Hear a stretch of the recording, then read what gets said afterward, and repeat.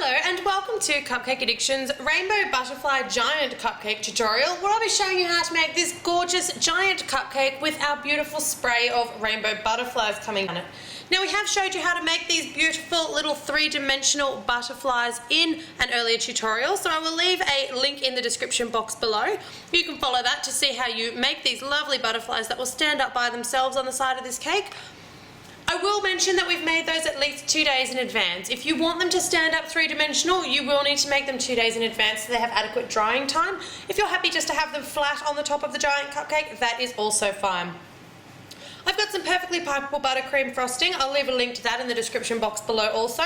Now, I've just popped that into a piping bag and I'm just pairing it with a Loyal No. 20 plastic piping nozzle. You don't have to have it in a piping bag. I just find it easier to apply to the top of the cupcake for these tutorials. I've got a couple of just regular butter knives.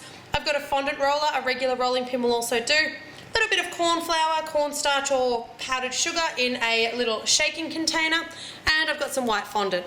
I have of course got my giant cupcake. Now, I've popped this one in a pale blue patty pan today because it's with the rainbow theme, and I have actually just finished making this in another tutorial. Inside is our stunning rainbow layer giant cupcake. So if you've just come across from that tutorial and now you're seeing how to decorate your beautiful rainbow layer giant cupcake, fantastic. Otherwise, you can just use regular chocolate, any flavour or colour cupcake you like. And that one's crumb coated, and I've attached it to a iced cake board. Now, I do show you how to ice a cake board in another tutorial, once again link below. And I always ice my cake board because I just think it gives it a really crisp, neat finish. Saves you seeing that silver board underneath your beautifully decorated cake. Let's get started. Now, what we want to do first is, this here has been crumb coated. I'm going to take that buttercream frosting and I'm just going to attach that to the outside of the cupcake. I'm not going to put too much because I don't want to over frost it. This is a rainbow layer, as I mentioned, so there is quite a bit of frosting going on in the middle.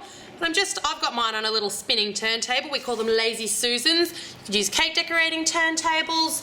You could use pretty much anything that spins. Otherwise, you don't have to have it. I just find it, once again, easier for these tutorials. Now, I'm taking the back of my butter knife and I'm just working that frosting back and forward. Try not to let it fall on the board. If it does, get it off straight away. Some people may wish to decorate their giant cupcake and then attach it to the board very, very last. So I use a little bit of, I've actually used a little bit of just that melted blue chocolate that I've used to make that giant patty pan to attach it to the board today. Just a little bit of chocolate or a little bit of ginat, even a little bit of buttercream. It'll just help stick it to the board. Alright, so it doesn't have to be particularly neat because we're going to be covering this one in fondant. There you've got your freshly buttercreamed giant cupcake. Now, I will mention, don't do that buttercream too far in advance because it will form a crust and your fondant is going to have nothing to stick to. I'm just going to pop that off to the side. And firstly, I want to roll a bit of a sausage. Now, if you've seen our classic giant, sort of Sunday style giant cupcake, you'll know what I'm about to do. But I'm just going to take some of that white fondant. You can also use modelling chocolate, but for this one, I really want it, because it's the rainbow cake inside, I really want it to be a beautiful, brilliant, bright white. So I'm going with fondant because you can't really get that bright white out of a modelling chocolate. It's always got that yellow because of the, I guess, the cocoa butter and other bits and pieces in the white chocolate. So I'm just rolling that into a bit of a sausage. It doesn't have to be perfect. It doesn't have to be particularly neat. I'm going to take that giant cupcake back onto the set here. Making sure you know where the back of your giant cupcake is. I always put ribbon around my board, so I always know where the back of my cupcake is. Now, I'm just going to just bring it forward a little bit further. Just sitting on top of that buttercream frosting, starting in just offside to the middle, and I'm just going to wrap that around, and that's going to give us that lovely kind of giant cupcakey swirl. So I'm running a little short. I'm just going to roll a little bit more of a sausage and just finish that one off. So you can see there I'm just attaching it. Now, I want to make sure that this last little one, or the last little strip of my sausage, is curling around right on top of that patty pan. So it's going to come all the way around the patty pan and meet up at the back, and that's going to give us that lovely giant cupcakey type shape.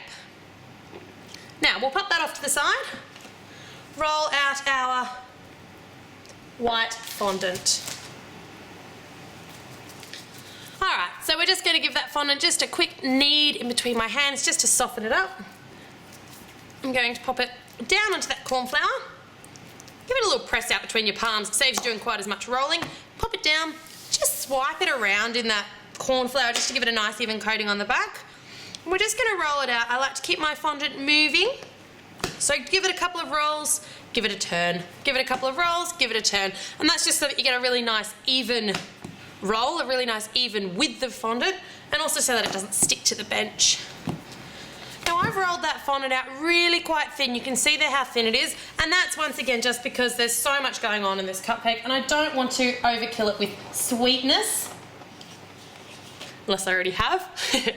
Alright, so once again keeping the eye on where the back of your cupcake is. Move this, there we go, that's about right. So I'm going to pick up that piece of fondant. I like to just drape it over my arm. Some people like to put it over a rolling pin or something. And I'm just going to rest it on top. Now you want to make sure that it is going to cover all sides of your large patty pan. While it's on top, just take your finger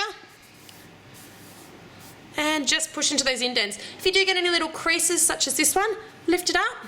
You don't want to massage those creases in because you'll never get them out. And as you can see, as I'm actually smoothing that down, I'm also just smoothing out that buttercream underneath. So I'm kind of tucking the fondant in and just using that curl to really guide me. I will also mention with this, if you do find, and sometimes this can happen in warm climates, if you do find at any point that your swirl is puffing up off the side of the cupcake, and it'll normally happen within about 6 to 12 hours of you making the giant cupcake, and normally when it's quite warm. If you do notice it puffing up, just grab a little pin, a safety pin, any sort of a fine pin, and just poke it to let the air out. If you don't let the air out, there is a chance, it's slim, but there is a chance that that fondant will actually continue to puff up off the side of the cupcake, and you'll have a bit of a blowout, which is never ideal.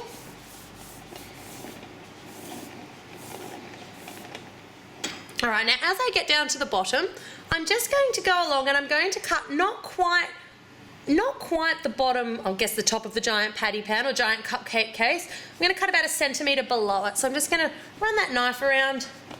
It's chocolate, it's quite firm, you're not going to dent it or anything. I did actually show you in the Rainbow Layer Giant Cupcake tutorial how to fix a crack in your giant chocolate patty pan. Really, really good hint if you've ever had one of those lovely giant chocolate cupcake cases crack on you. So I'm just pulling that off, and to actually affix it, I'm going to go around and I'm just going to tuck it up, and I'm kind of going to pinch it to that sausage that's running around the bottom. If you've got a little bit much, you can pull it off, cut it off. Once you've finished doing your edging, just go around the bottom of it and just smooth down any lumps and bumps. And if you do have any really noticeable air bubbles under there, grab that pin, just prick it through the fondant and let that air out. Alright, so it's time to apply our beautiful butterflies, and we're going to do that just using a little bit of melted white chocolate and probably this knife. Now I'm going to start at the top, and I have a particular way that I like to do my rainbows. I really just want these to be kind of cascading down the front of the cupcake. I don't want them over the whole thing, they're going to be a real feature. So I'm going to start with red, and I'm going to do my largest. I've done mine in a few different sizes. 1, 2, 3 sizes you can see there. And I'm going to start with a large one. I really just want an assortment of different sizes and colours. So a little bit of that white chocolate on the back of your butterfly, like so, and then just stick it down.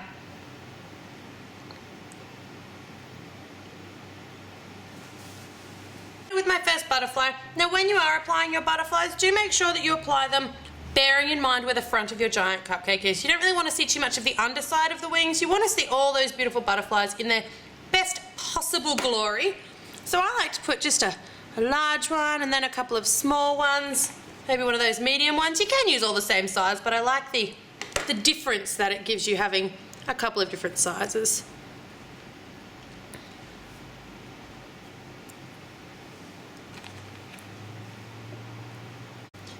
Now I like to move sort of slowly fading into the next colour. So my next colour will be orange. I'll put an orange next to the red there.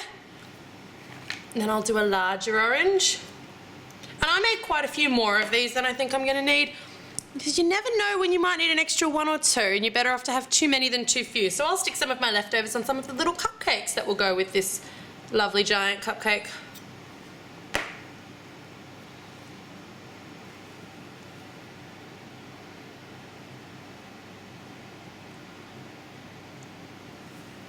Doing this a little bit backwards as I do it for you guys.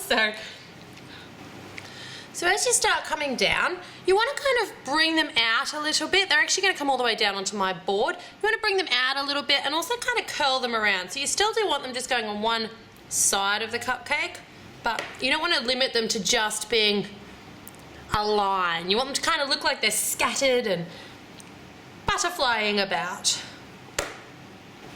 Now I'm going to bring this back a little bit just so that you can see a little bit more what I'm doing on the front here, because otherwise it's all just kind of happening and you're not quite sure what I'm doing. So you can see here I'm now actually starting to stick them to the actual giant patty pan. So they're really having that, like they've all just landed on there.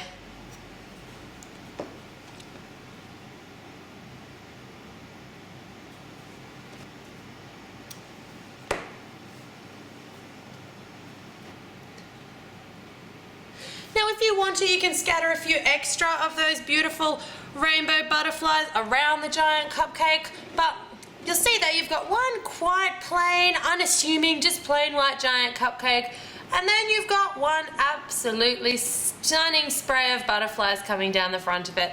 This is just one of many ways that you can use those beautiful three-dimensional butterflies, and one of the many ways that you can decorate your gorgeous giant cupcake. Hope you've enjoyed this tutorial, and thank you as always for watching.